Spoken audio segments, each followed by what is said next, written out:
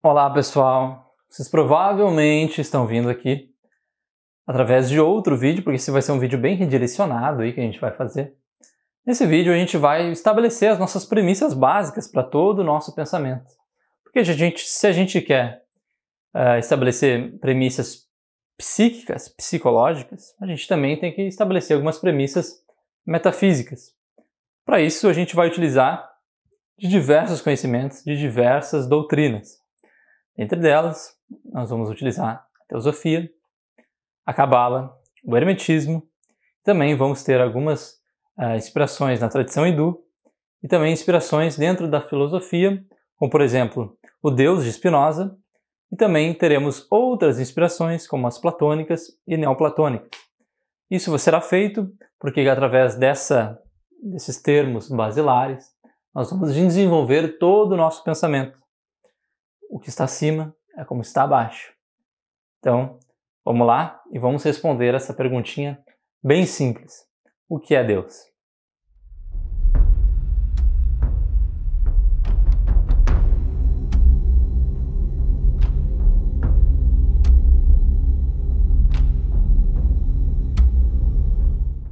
Então vamos lá, vamos responder o que diabos que é Deus?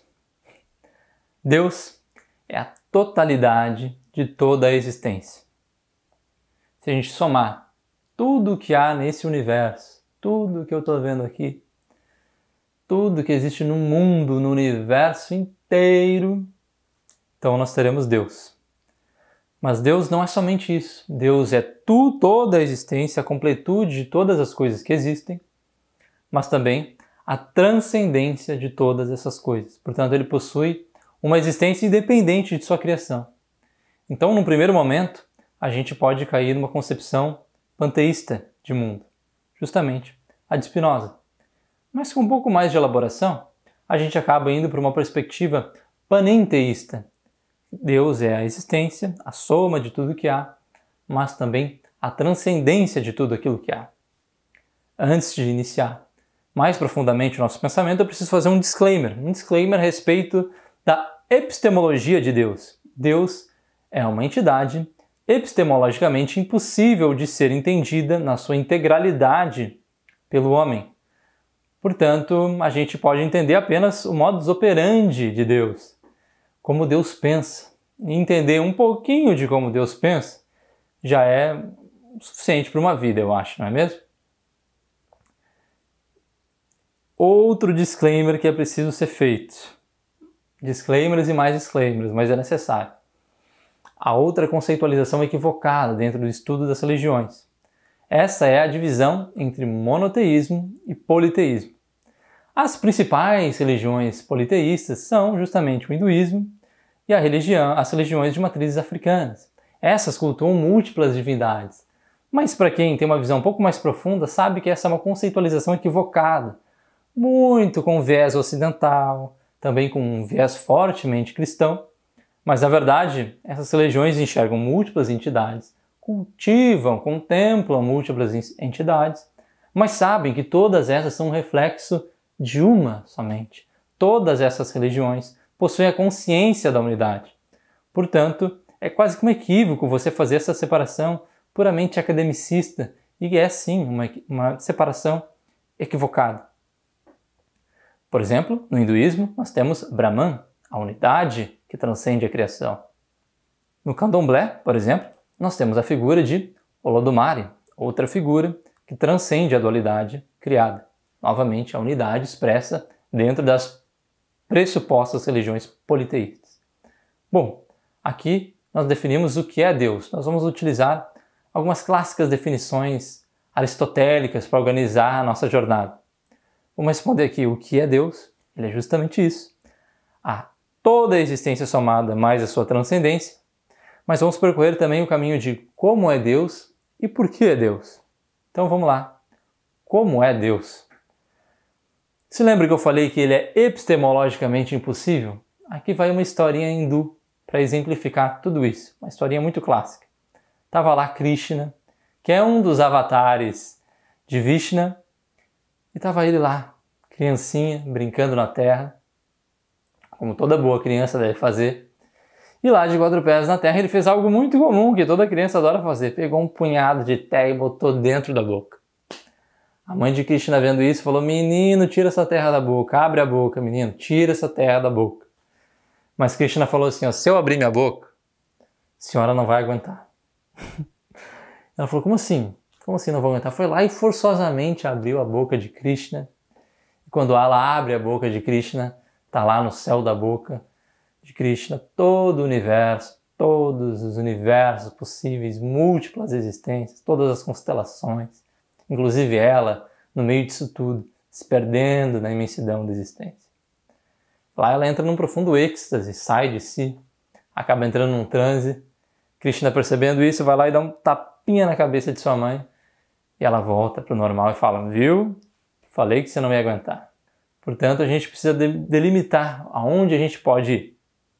Então vamos lá. Como é Deus? Uma das maneiras mais fáceis de explicar Deus é através da geometria sagrada. A geometria sagrada utiliza justamente alguns padrões para exemplificar o processo de criação. Nós partiremos aqui do ponto, que é justamente o ponto inicial da geometria. O ponto não possui uma existência dentro da realidade tateável, dentro dos 5 sentidos, mas ele é existencial. Portanto, a gente aqui já começa a se diferenciar de concepções filosóficas mais empiristas. A partir desse ponto, se Deus quer se expressar dentro da bidimensionalidade ainda, ele vai querer percorrer todos os caminhos desse ponto. E se ele percorrer todos os caminhos desse ponto, nós vamos chegar à figura imagética do círculo. Olha só, começamos aí a geometria. E se ele quiser se expressar através de todos os lados, dentro de uma perspectiva agora tridimensional, nós vamos ter a figura da esfera. Mas Deus quis fazer de novo, Deus quis fazer novamente a sua criação. Então surge aí a primeira dualidade do universo. A partir dessa dualidade é que Deus vai gerar todos os outros padrões conhecidos. É a partir daí que vão se gerar todos os outros padrões geométricos. Se a gente for avançando, eu não vou me estender muito aqui, porque a gente vai ter uma série só sobre geometria sagrada, mas se a gente for se estendendo, a gente vai começar a cair nos dodecaedros platônicos, a gente vai começar a chegar nos 5 elementos, a gente vai começar a dar as primeiras formas físicas da existência, os primeiros átomos. E aí a natureza começa a aparecer, ela começa a se revelar, essa natureza como a gente conhece. Portanto, o que é Deus? Deus é justamente a somatória de todas as coisas e sua transcendência. Como ele se manifesta? Através de uma unidade que se faz dualidade e se manifesta através de todos os padrões, portanto.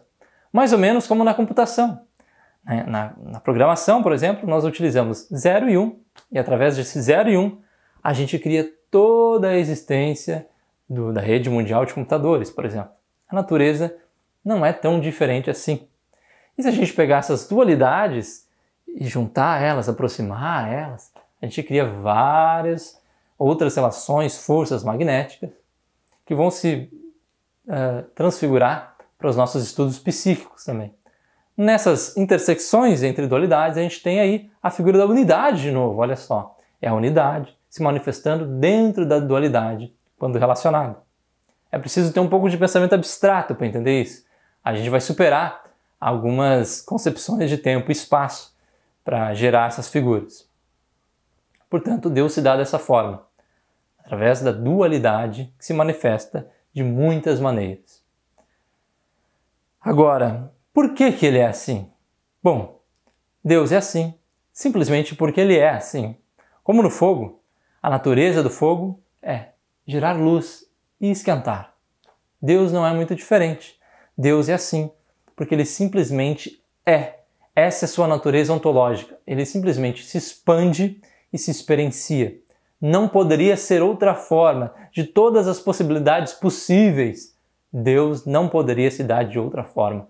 Ele precisaria se manifestar. E você, olha só, é um fragmento disso, é um fractal disso.